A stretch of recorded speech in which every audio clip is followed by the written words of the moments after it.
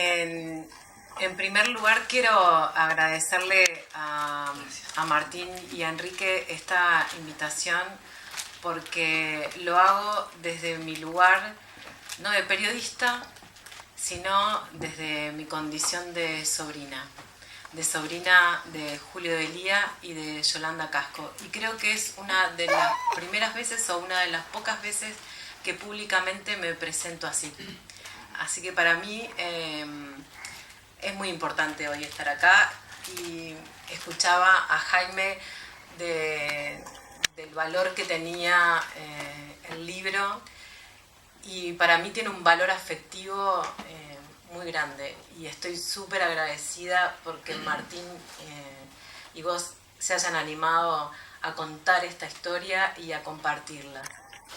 ¿Por qué? Porque en mi caso yo tengo 45 años, cuando mis tíos desaparecieron en el 77 yo tenía apenas 4, por lo tanto conocí a mis tíos a través de fotografías y a través de la mirada de los otros y del relato de los otros, a través de las cartas, a través de los pocos objetos que dejaron en su casa los militares después del operativo del secuestro. Así que reconstruir la historia de mis tíos para mi familia y para mí en lo personal es sanador, porque vivir con la ausencia duele, porque vivir con la ausencia es tener siempre una herida abierta, y sobre todo cuando uno es niño hace preguntas, y cuando uno va creciendo y le dan algunas respuestas, pero cuando uno va creciendo esas preguntas se profundizan. Entonces cuando llegué a mi adolescencia y a mi juventud empecé a preguntar un poco más, y ya tenía las herramientas para poder investigar y para poder buscar y para poder hacer mi propia investigación. Así que no es casualidad que sea periodista y que haya elegido este oficio. Y me hacía muchas preguntas: ¿por qué? ¿Cuándo? ¿Cómo pensaban mis tíos?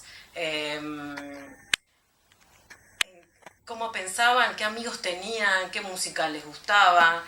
¿Por qué se fueron a Buenos Aires? ¿Por qué no se fueron antes? ¿Por qué se quedaron? Mi tía estaba embarazada de 8 meses y medio cuando fue secuestrada. Fue cerca de la Navidad. Su hijo nació en cautiverio en los pozos de Banfield. Se iba a llamar Martín, y no es casualidad, porque su gran amigo es Martín Ponce de León. Y al final Carlos nació, se llama Carlos, nació en los pozos de Banfield, fue apropiado por un militar y cuando tenía 17 años recuperó la identidad.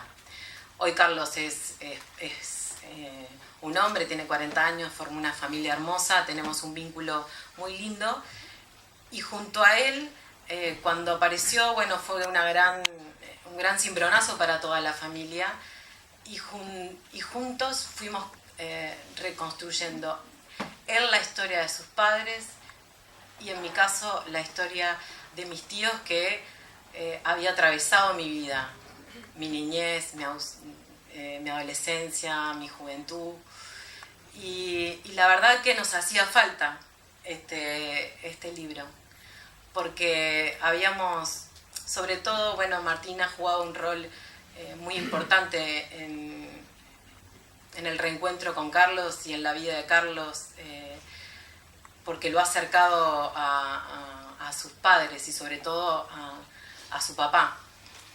Así que para nosotros, Carlos no lo tiene en el libro, pero yo en estos días le he sacado algunas fotografías y se las mando. Y bueno, en estos días, que hace unos 15-20 días que tengo el libro en casa, eso nos ha acercado mucho, y hemos compartido algunos pasajes. Y bueno, quiero compartir con ustedes que quizás había mucha información que tenía a propósito de la participación de mi tío en el grupo, la importancia que había tenido. Hay algunas fotografías que ya las conocía, pero verlas en un libro también para mí tiene ese valor de reivindicar la memoria de Julio, y también para mí es también conocer su pensamiento.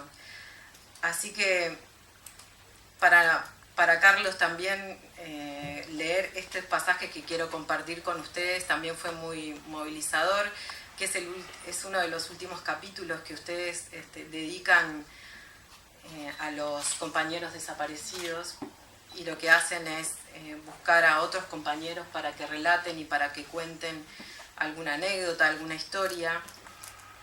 Y tanto para Carlos, para mí, sobre todo porque algunos de ellos los conocemos, pero siempre es bueno leer y conocer algunas anécdotas. Y quiero compartir con ustedes lo que decía Carlos Pérez.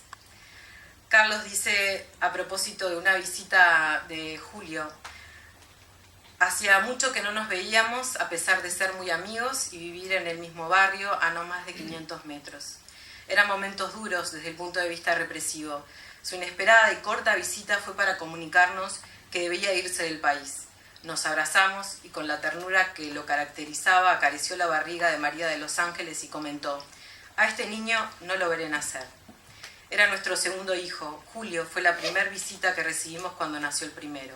Así era Julio: tierno, firme en sus convicciones, sereno, muy buen estudiante.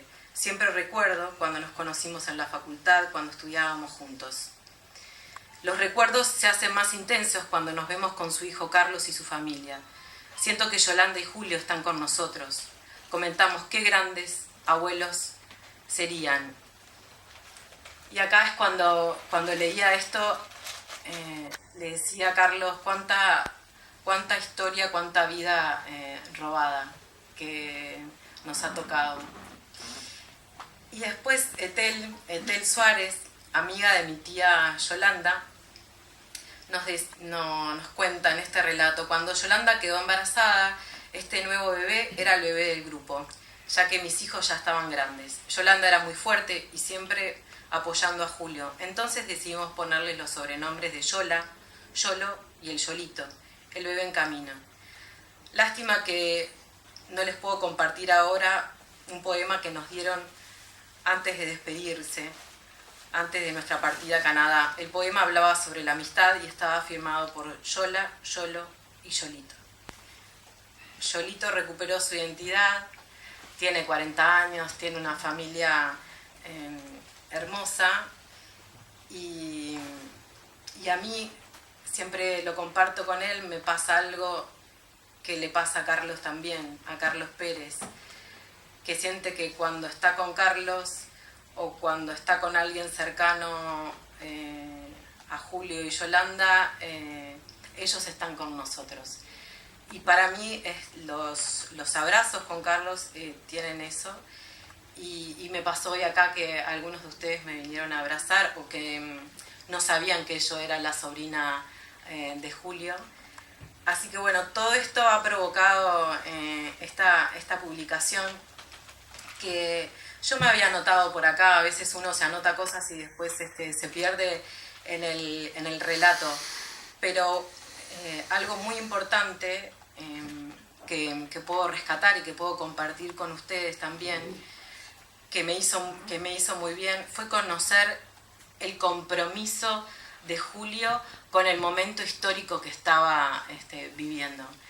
Y yo siento que ahí hay un legado. Por eso les decía que no es casualidad que yo haya elegido el oficio del periodismo, y que no es casualidad que me considero una militante de la causa, y que camine las marchas de silencio y que ya no las cubra como periodista, y que fue todo un proceso también para mí, que fue un proceso que fue acompañado con la maduración, ¿no? Y así que bueno, quería contarles eso, que para mí tiene el valor del testimonio y el valor afectivo, y creo que es un gran aporte también a la construcción colectiva de la memoria, ¿no? Y también al nunca más.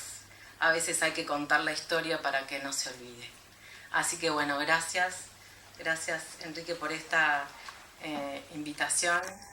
Y bueno, Martín, hablé con él hoy y me dijo que no estaba en condiciones de estar, pero que sabía lo, que lo estaban grabando, así que va este mensaje para Martín. Gracias por todo. Gracias.